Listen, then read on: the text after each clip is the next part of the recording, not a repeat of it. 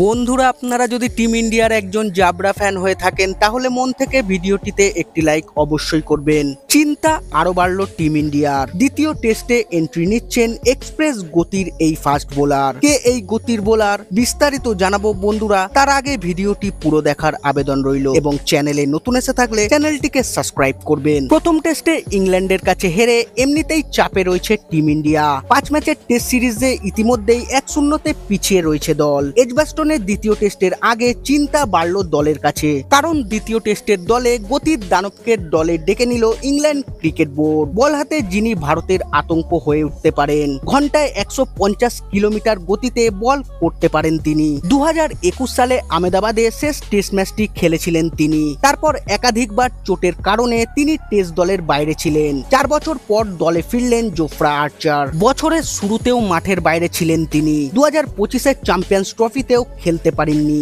যদিও তাকে নিয়ে অনেক প্রশ্ন ছিল। তবুও তিনি 2025-এর আইপিএলে রাজস্থানের হয়ে খেলেছেন। সেখানেও আঙুলের চোটের কারণে মরশুমের শেষের দিকে ছিটকে যান তিনি। সম্প্রতি তিনি সাসেক্সের হয়ে কাউন্টি ক্রিকেট খেলছেন, যেখানে তিনি 18 ওভার বল করে 32 রান দিয়ে তুলে নিয়েছেন একটি উইকেট। আর্চার লাল বলের ক্রিকেটে উন্নতি করছেন এবং দীর্ঘ স্পেল বল করতে কোনো সমস্যা হচ্ছে না। সেই কারণেই নির্বাচকেরা আর্চারকে ভারতের বিপক্ষে দ্বিতীয় টেস্টের জন্য দলে ফিরিয়ে এনেছে।